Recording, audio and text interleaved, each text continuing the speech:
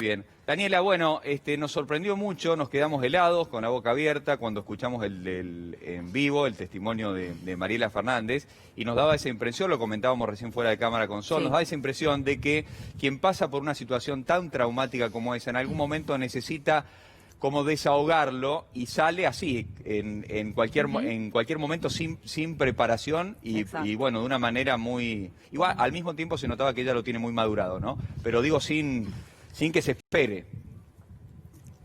A ver, sin que se espere, pero primero quiero agradecerle a Mariela porque la verdad que su palabra, su valentía ayuda muchísimo. La única manera que tenemos para visibilizar estos casos, por supuesto, es a través de la palabra y del relato de las víctimas.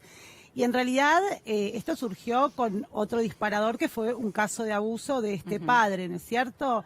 Entonces, muchas veces sucede que cuando hay una situación traumática que uno escucha de un otro, las víctimas muchas veces se animan a contarlo o no solo se animan a contarlo, muchas veces esto queda reprimido y aparecen recuerdos que las víctimas no saben si fueron así, si fueron tal cual, pero muchas veces lo que sucede, y por eso valoro tanto la posibilidad que en los medios podamos hablar acerca de estas cuestiones y denunciarlas, porque esto ayuda a que la gente no solo hable, sino también que a veces la recuerden. ¿Por qué? Y hay que hacer hincapié en el tema de los signos o síntomas que pueden tener los chicos, porque muchas veces los chicos, cuando son víctimas de abuso, no son conscientes de que esto está mal, porque acá hay que hacer una distinción. Hay abusos que son violentos, en donde hay obviamente, hay dolor físico, hay susto, pero hay otros abusos que son la mayoría y que se dan dentro del ámbito intrafamiliar, en donde el victimario, que es un familiar, abusa a través de la confianza, con la seducción, con el engaño, en donde el chico no tiene muy claro que eso está mal. Tal vez se siente raro, bueno, por supuesto aparecen las amenazas y después aparece el miedo. Hay cierta noción de que eso no está bien, por eso tan importante es la educación sexual infantil. Entonces, digo, esto que le pareció a Mariela, tal vez en su momento ella tenía cierto registro que no estaba bien, que no le gustaba, pero no tienen los niños la dimensión de la gravedad. Y son gracias a los signos que tal vez podemos nosotros pesquisar como adultos, cuando hay cambios en el comportamiento, cuando aparecen pesadillas, cuando el chico está retraído, cuando hay ciertas conductas sexuales raras en los niños que antes no estaban. Bueno, me parece que esto es lo importante para rescatar también. Daniela, además de este caso en particular de nuestra compañera y del caso al cual ella estaba haciendo alusión de manera informativa en el noticiero, se dio a conocer esta semana audios de WhatsApp de un hombre de 28 años, de la zona sur, precisamente de Lanús, donde le confesaba a alguien íntimo lo que estaba haciendo con su sobrina. Él era el tío, 10 años tiene la pequeña, ¿no? Y uno cuando escucha todos esos detalles macabros de cómo la acompañaba al baño, de cómo la quería tocar, de cómo la miraba a su sobrinita de 10 años, realmente es muy pero muy angustiante y es un hombre que está en libertad. Bueno, a ver, este es el caso paradigmático de lo que es un perverso. Sí. Un perverso es una persona que no tiene ningún tipo de sentimiento de culpa, que puede herir a otros sin ningún remordimiento y donde la manipulación y el abuso de poder está presente. Yo acá tengo una opinión bastante fuerte en el sentido que yo creo que no son recuperables, pero bueno, esto sería para hablar tal vez en otro momento. Un horror, pero bueno, estas cosas pasan y tenemos que pensar que si él mandó los audios había otro que los veía, ¿no? Claro. Sí, no, el tema es realmente terrible. El testimonio de los audios que quedaron grabados de este padre que relatando así como si fuera... El tono de voz ya denota que hay algo que evidentemente está muy fuera de lo que es la normalidad, ¿no? Relatar cómo llevaba a su hija a la cama, lo que le hacía, cómo la engañaba, el truquito del chupetín. La verdad es que es realmente espeluznante.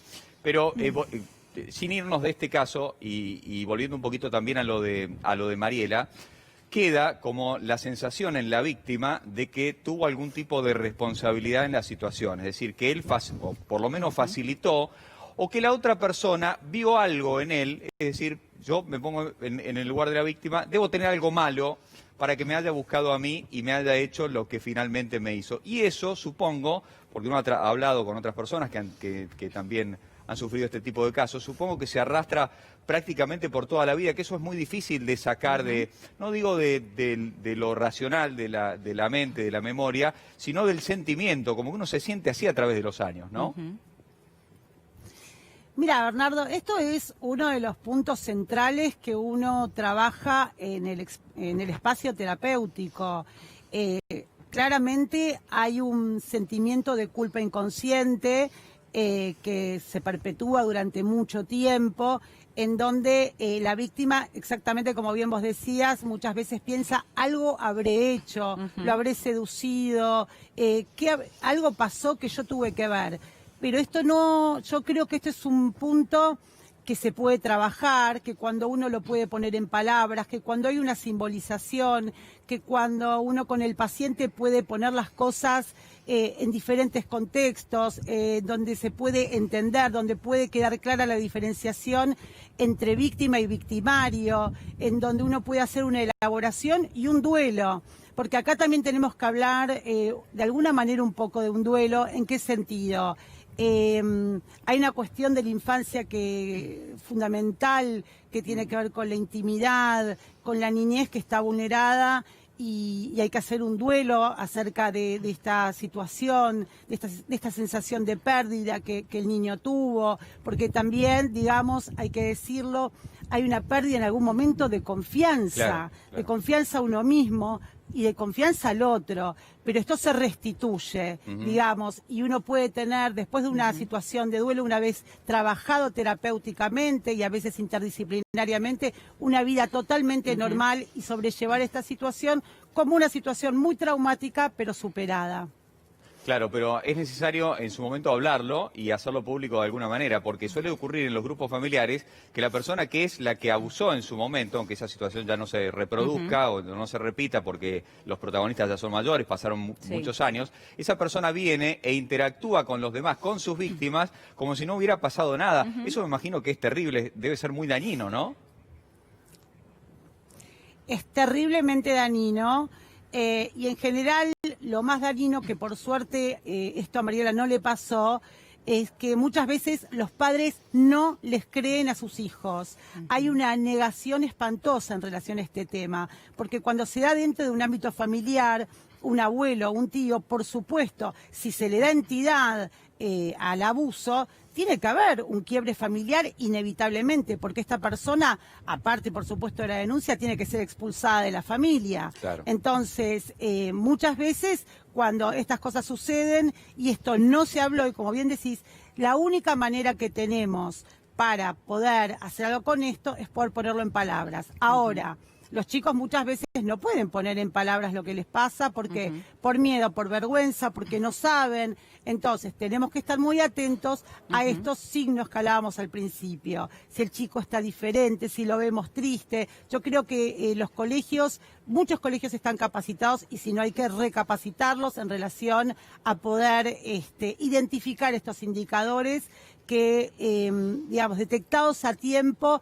podemos prevenir todavía abusos que a veces son larguísimos.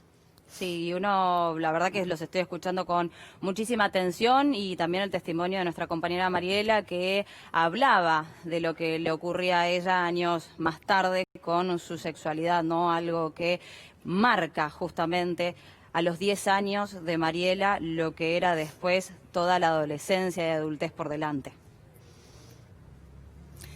Claro, porque de alguna manera estas experiencias sexuales quedan registradas, de alguna manera no, quedan registradas en el psiquismo infantil y esto tiene una significación. Entonces muchas veces vemos en el consultorio que cuando las adolescentes empiezan y entran a la sexualidad adolescente, casi adulta, empiezan con síntomas y muchas veces de síntomas de rechazo, de dificultad, y muchas veces esos síntomas lo que dan cuenta es tal vez de un abuso que había estado reprimido y que no había aparecido nunca en el relato y que estaba en algún lugar, en algún recuerdo, pero que se dudaba, no se dudaba, y porque de alguna manera siempre en la sexualidad esto va a tener algún tipo de costo. Daniela, cuando se arrastran durante muchos años este tipo de situaciones sin que la situación haya salido a la luz, ¿conviene, cuando es dentro de un mismo grupo familiar, conviene confrontar a la otra persona, que la víctima confronte a esa persona que hace quizá muchos años fue su abusador, o lo sigue siendo de alguna manera? Porque yo me imagino que ya la sola situación, la sola presencia de esa persona y el intercambio, ya eso es nuevamente una situación de abuso, ¿no? Absolutamente, es una revictimización permanente.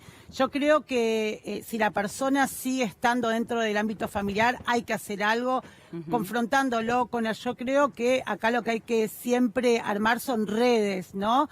Redes familiares que puedan contener esta situación. La persona que ha sido abusada es una persona que seguramente si se encuentra con esta persona y sigue estando dentro de la familia, está atravesada por unos sentimientos terroríficos, de bronca, de resentimiento, de odio, de tristeza, con lo cual yo siempre digo, pedir ayuda cuando uno lo necesita no es un signo de debilidad, sino de cuidado personal.